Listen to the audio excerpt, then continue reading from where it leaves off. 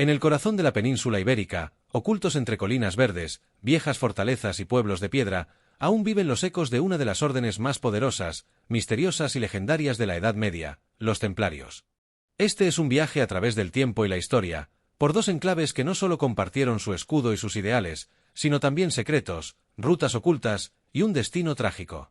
Tomar, en Portugal, y Jerez de los Caballeros, en España.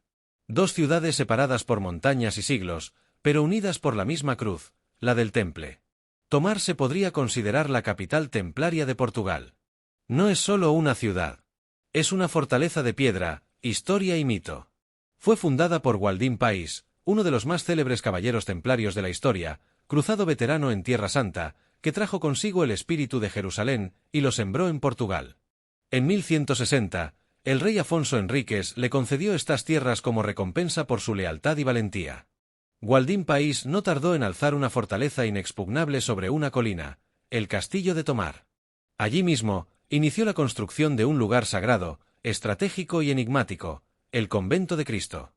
Ese convento, con su famosa charola central, inspirada en la iglesia del Santo Sepulcro, se convirtió en el corazón espiritual y militar del Temple en Portugal. Y fue también allí donde, apenas 30 años después de la fundación, se libró una de las batallas más épicas de la historia templaria. En el año 1190, Tomar fue asediada por tropas del Imperio almohade, procedentes del norte de África. Estaban en clara superioridad numérica. Sin embargo, Gualdín País, ya un veterano de muchas guerras, dirigió la defensa con maestría. Los templarios, desde las torres y murallas, repelieron oleada tras oleada de enemigos. Y contra todo pronóstico, vencieron. Esa victoria quedó grabada no solo en las crónicas, sino también en el imaginario popular, como la leyenda de la batalla de Tomar. Más allá de las armas y los muros, Tomar también es tierra de misterios. Una de las leyendas más curiosas es la que habla de un túnel secreto que conectaría una torre próxima a la iglesia de Santa María do Olival con el propio castillo templario. Esa iglesia, por cierto, es uno de los monumentos templarios más importantes de Portugal. Construida por los templarios y elegida por ellos como lugar de enterramiento, guarda las tumbas de varios caballeros, incluyendo la del mismísimo Gualdín País. En cuanto a la charola del convento, circular, mística y majestuosa, la leyenda dice que los templarios la atravesaban montados a caballo. No bajaban de sus monturas, porque estaban siempre listos para luchar, incluso cuando oraban. Era un espacio sagrado, pero también un símbolo de vigilancia eterna. Hoy, estos lugares siguen vivos. El Convento de Cristo ha sido declarado Patrimonio de la Humanidad por la UNESCO, y es visitado cada año por miles de personas que no solo buscan belleza arquitectónica, sino también respuestas a un misterio que nunca se resolvió del todo. La historia del Temple en Tomar no termina con su supresión oficial. Mientras en Francia y otras partes de Europa los templarios eran perseguidos y ejecutados, en Portugal sucedió algo diferente. El rey Dionisio protegió a los caballeros y reorganizó la orden bajo otro nombre, la Orden de Cristo. Una nueva fachada, con los mismos hombres y el mismo espíritu. Gracias a esa transformación, los templarios sobrevivieron en Tomar, y con ello su legado. En la actualidad, cada 2 años, ese legado resucita en las calles. Durante la festa templaria, Tomar se transforma por completo. Las plazas se llenan de estandartes, el sonido de gaitas medievales resuena entre los callejones, y los vecinos se visten como en el siglo XII. Caballeros templarios desfilan, se recrean combates, se representan rituales, y por unos días, la ciudad vuelve a ser la sede del Temple. Además, quienes deseen descubrir la historia templaria con más profundidad, pueden recorrer el Museo del Convento de Cristo, o seguir la ruta templaria, que conecta los puntos clave del poder de la orden, el castillo, el convento, la iglesia de Santa María do Olival y otros edificios históricos del centro. Y por supuesto, no podía faltar la leyenda del tesoro. Según la tradición, antes de que la orden fuera oficialmente disuelta, los templarios escondieron un tesoro en el interior del convento. Pero no era un tesoro cualquiera. No se trataba de oro ni de joyas, sino de algo más valioso, conocimiento, reliquias o documentos capaces de cambiar el curso de la historia. Se dice que solo puede ser hallado durante el equinoccio de primavera, cuando un rayo de luz solar atraviesa una estrecha abertura y señala una piedra específica dentro de la charola. Y que solo una persona de corazón puro podrá encontrarlo. Así, siguiendo los antiguos caminos del Temple, cruzamos el río y la frontera, y descendemos hacia el sur, hacia el corazón de Extremadura, donde se alza orgullosa la última guardia templaria, Jerez de los Caballeros. La encontramos entre colinas suaves, dehesas y encinas centenarias. Una ciudad que, como su nombre indica, fue marcada para siempre por la huella de los caballeros templarios. En 1230, el rey Alfonso IX de León reconquistó esta ciudad a los musulmanes y la entregó a la Orden del Temple como pago por sus servicios en la guerra. Desde entonces, los templarios convirtieron Jerez en uno de sus más firmes bastiones en tierras hispanas.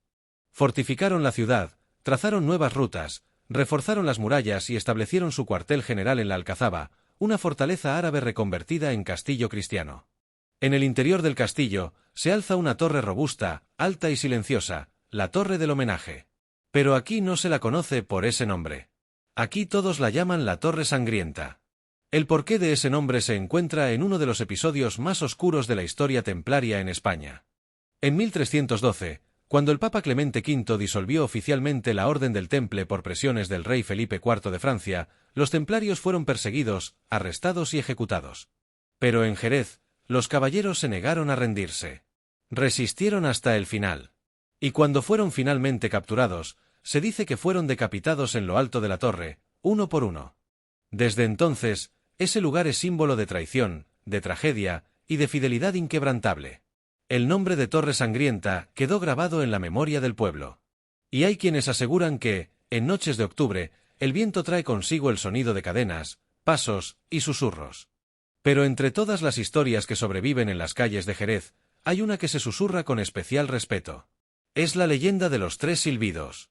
Se dice que si alguien, en plena noche, se sitúa junto a la Torre Sangrienta y silba 3 veces, en intervalos lentos y prolongados, una sombra aparecerá en lo alto. Una figura con manto oscuro y cruz roja. Nadie ha sabido si es un alma en pena, un centinela del más allá, o algo más antiguo. Lo cierto es que, tras esos 3 silbidos, muchos aseguran haber sentido una presencia detrás de ellos. Y pocos se atreven a ponerlo a prueba. Jerez conserva buena parte de su trazado medieval, y aún hoy es posible recorrer los pasos de los templarios gracias a la llamada Ruta de los Templarios, un itinerario que conecta varios puntos clave de la ciudad fortificada. Todo comienza en la Puerta de Alconchel, uno de los antiguos accesos a la villa amurallada. Desde allí, el viajero atraviesa la puerta de la villa, la Puerta Nueva, y se adentra en el Parque de Santa Lucía, un espacio que fue en su tiempo zona de vigilancia templaria. La ruta continúa por la Puerta de Sevilla, que daba acceso al corazón administrativo de la ciudad templaria. Y llega a la Alcazaba, la imponente fortaleza donde los templarios resistieron hasta su trágico final. Pero aún hay más. La Puerta de Santiago y la Puerta de Burgos cerraban la ciudad por el norte, protegiendo las rutas comerciales y de peregrinación. Y en el interior del casco antiguo se encuentra el Museo del Arte Sacro, donde se conservan piezas litúrgicas, vestigios medievales y simbología templaria que ha sido rescatada a lo largo de los siglos. Es una ruta que no solo recorre espacios físicos, sino que atraviesa la historia misma del temple en tierras extremeñas. En la actualidad, cada mes de julio, el pasado vuelve a la vida en Jerez durante sus célebres jornadas templarias. Durante una semana, la ciudad entera se transforma en un auténtico pueblo medieval. Los vecinos se visten de época, las calles se llenan de pendones y antorchas, y se celebran mercados, justas, desfiles y recreaciones históricas. Una de las escenas más impactantes es la dramatización del juicio templario y la ejecución de los últimos caballeros en la Torre Sangrienta. La plaza se llena de silencio. Y por unos minutos, el tiempo parece detenerse. No es solo una representación. Es un homenaje. Una forma de recordar, con respeto, a quienes lo dieron todo y fueron traicionados. Jerez conserva también templos vinculados al temple, como la iglesia de San Bartolomé, construida sobre una antigua estructura templaria. Y la iglesia de Santa María de la Encarnación, que, según la tradición, fue lugar de reunión secreto de los caballeros. En los muros, si se mira con atención, aún pueden encontrarse grabados ocultos, cruces patadas, estrellas de 8 puntas, símbolos laberínticos. Se dice que el trazado urbano de Jerez, visto desde el cielo, formaba una estrella, una de las formas geométricas más importantes del temple. Y quizá, no sea casualidad. Aunque separadas por cientos de kilómetros, Tomar y Jerez de los Caballeros jamás fueron ciudades aisladas. Ambas estaban conectadas por algo más profundo que las rutas físicas. Formaban parte de una red templaria paneuropea, estructurada, organizada y estratégica, que extendía su influencia desde Tierra Santa hasta los rincones más occidentales de la península ibérica. Los templarios no eran solo guerreros. Eran administradores, constructores, estrategas y diplomáticos. Y tanto Tomar como Jerez funcionaban como nodos vitales en esa red de poder. Por un lado, Tomar custodiaba el corazón espiritual y administrativo de la Orden en Portugal. Por otro, Jerez protegía los accesos sur del Reino de León y los tramos de la Ruta de la Plata, vía alternativa de peregrinación hacia Santiago. Se sabe que existieron correspondencias entre ambas ciudades. Cartas, sellos templarios, rutas compartidas, incluso caballeros que sirvieron en ambos enclaves a lo largo de su vida. Los caminos del Temple no seguían las fronteras de los reinos, sino los senderos invisibles del conocimiento, la fe y el secreto.